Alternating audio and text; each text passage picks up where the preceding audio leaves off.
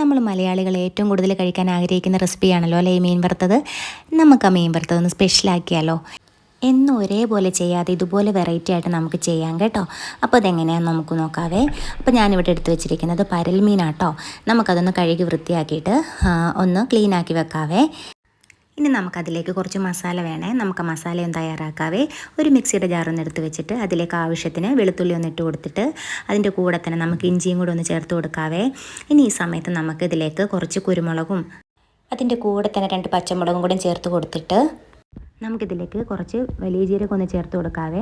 ആവശ്യത്തിന് ഉപ്പും 1/2 table spoon മുളക് പൊടിയും 1/4 ടീസ്പൂൺ മഞ്ഞൾപ്പൊടിയും ഒരു പകുതി ചെറുനാരങ്ങയും കൂടെ ഒന്ന് ചേർത്ത് കൊടുത്തിട്ട് ഇതിലേക്ക് ഞാൻ തേങ്ങാപ്പാലാട്ടോ ചേർത്ത് കൊടുക്കുന്നത്. വെള്ളം ചേർത്ത് കൊടുക്കാതെ തേങ്ങാപ്പാൽ ചേർത്ത് കൊടുത്ത് ഇതുപോലെ നമുക്ക് മിക്സ് ഉണ്ടാക്കി എടുക്കുകയാണെങ്കിൽ അതിന് നല്ലൊരു വെറൈറ്റി ടേസ്റ്റ് തന്നെയായിരിക്കും കേട്ടോ. നിങ്ങളൊന്ന് ട്രൈ ചെയ്ത് നോക്കാൻ ആരും മറക്കരുത് കേട്ടോ.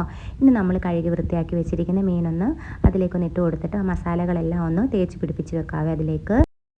പിന്നെ ഞാൻ നേരത്തെ ഇതിലേക്ക് വലിയ ജീരകം ചേർത്തായിരുന്നല്ലോ. വലിയ ജീരകത്തിൻ്റെ ടേസ്റ്റ് ഒട്ടുമിക്ക ആളുകൾക്കും ഇഷ്ടമല്ല കേട്ടോ. അപ്പോൾ അങ്ങനെയുള്ള ആളുകൾ വലിയ ജീരകം ചേർത്തില്ലെങ്കിലും കുഴപ്പമൊന്നുമില്ല. ഞങ്ങൾക്കിവിടെ ഇഷ്ടമാണ്, അതുകൊണ്ടാട്ടോ വലിയ ജീരകം ചേർത്ത് കൊടുത്തത്. ഇനിയിപ്പോൾ ഇഷ്ടമില്ലെങ്കിൽ നിങ്ങൾക്കത് ഒഴിവാക്കാവേ.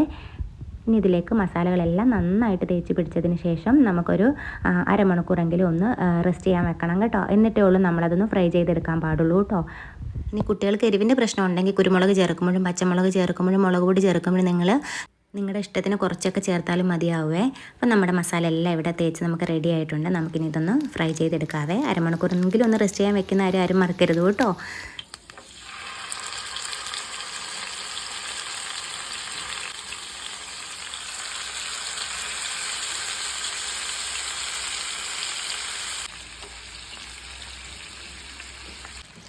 അത്യാവശ്യം വലിയ മീനല്ലേ, അപ്പം നമ്മൾ ഫയർ ഒന്ന് കുറച്ച് ലോ ഫ്ലെയിമിലാക്കി ഇട്ട് കൊടുത്തിട്ട് നമുക്കൊന്ന് കുക്ക് ചെയ്തെടുക്കാം കേട്ടോ. പെട്ടെന്ന് തന്നെ നമ്മൾ ഹൈ സ്പീഡിലൊക്കെ വെക്കുവാണെങ്കിൽ പെട്ടെന്ന് കരിഞ്ഞു പോകാൻ സാധ്യതയുണ്ടല്ലോ.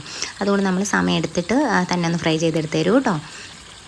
കുറച്ച് സമയം ഇതേപോലെ തിരിച്ചും മറിച്ചൊക്കെ ഇട്ട് കൊടുത്തിട്ട് അതൊന്ന് മുരിയാനായിട്ട് നമുക്ക് സമയം കൊടുക്കാവേ.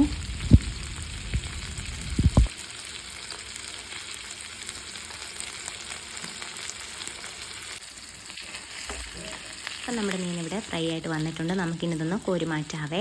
ഇനിയിപ്പോൾ ഇതിലേക്ക് ഞാൻ നേരത്തെ നമ്മൾ എടുത്ത് വെച്ചിരിക്കുന്ന മസാലയില്ലേ, അതിൻ്റെ മസാല കുറച്ച് ബാക്കിയുണ്ട്. അതിലേക്ക് കുറച്ച് തേങ്ങ ചിരവി ഇതാണ് ഇട്ട് കൊടുക്കുന്നത്. തേങ്ങയൊന്ന് അതിലേക്ക് ആ മസാലയിലേക്കൊന്ന് മിക്സ് ചെയ്തതിന് ശേഷം നമുക്ക് ആ പാനിലേക്കൊന്ന് ഇട്ട് കൊടുത്തിട്ട് നമുക്ക് കുറേ നേരം വെച്ചിട്ട് ഫ്രൈ ചെയ്തെടുക്കാവേ. അങ്ങനെ നമ്മൾ ചെയ്തെടുക്കുകയാണെങ്കിൽ നമുക്ക് 2 ആട്ടോ ഗുണം. വേറെ കറികളൊന്നും ഇല്ലാതെ തന്നെ മീൻ വറുത്തത് മാത്രം കൂട്ടി കഴിക്കുകയും ചെയ്യാം. നല്ല ടേസ്റ്റുമാണ്. തേങ്ങ ഇതിലേക്ക് കിടന്ന് മുരിഞ്ഞ് ആ മീനിൻ്റെ എണ്ണയിലേക്ക് കിടന്ന് മുരിഞ്ഞ് നല്ലൊരു ഫ്ലേവർ ആയിരിക്കും. കുറച്ച് കറിവേപ്പിലയും കൂടെ ഒക്കെ ഇട്ട് കൊടുത്തിട്ട് നന്നായിട്ട് മുരിച്ചെടുക്കണം കേട്ടോ. പിന്നെ ചില ആളുകളെങ്കിലും ഒഴിച്ചേറിയൊക്കെ നിർബന്ധമുള്ള ആൾക്കാർക്കാണെങ്കിൽ ഒരു രസവും കൂടെ ഉണ്ടാക്കുകയാണെങ്കിൽ കേമായി. വയറ് നിറയെ ചോറ് കഴിക്കാൻ ഇത് മാത്രം മതിയാവും കേട്ടോ. അപ്പോൾ ഇതുപോലെയാണ് നിങ്ങൾ മീൻ ഇതുവരെയും ട്രൈ ചെയ്ത് നോക്കിയിട്ടില്ല എങ്കിൽ ഇനി മീനൊന്ന് വറുക്കുന്ന സമയത്തിന് ഇതുപോലെ ഒന്ന് ട്രൈ ചെയ്ത് നോക്കാൻ ആരും മറക്കരുത് കേട്ടോ. നമ്മുടെ ചാനലൊന്ന് സബ്സ്ക്രൈബ് ചെയ്യാതെ വീഡിയോ കാണുന്ന കൂട്ടുകാരാണെങ്കിൽ ചാനലൊന്ന് സബ്സ്ക്രൈബ് ചെയ്യാൻ ആരും മറക്കില്ലല്ലോ. പിന്നെ നമ്മുടെ FB പേജ് മിന ഫാത്തിമ മിന്നൂസ് ഫാമിലി ഒന്ന് ഫോളോ ചെയ്തിട്ടില്ലെങ്കിൽ അതും കൂടെ ഒന്ന് ഫോളോ ചെയ്യാൻ ആരും മറക്കരുത് കേട്ടോ. അപ്പോൾ ഇതുപോലുള്ള കൊച്ചു കൊച്ചു റെസിപ്പീസുമായിട്ട് നമ്മൾ ഇനിയും വരും. നിങ്ങളുടെ സപ്പോർട്ടാണ് നമ്മുടെ വിജയം. നമ്മളൊന്ന് സപ്പോർട്ട് ചെയ്യണം കേട്ടോ. ഉണ്ടാക്കി നോക്കിയിട്ട് അഭിപ്രായം കൂടെ ഒന്ന് അറിയിച്ചേക്കണേ. അപ്പോൾ ഇതുപോലുള്ള കൊച്ചു കൊച്ചു റെസിപ്പീസുമായിട്ട് നമുക്ക് വീണ്ടും കാണാം. Thanks for watching dears.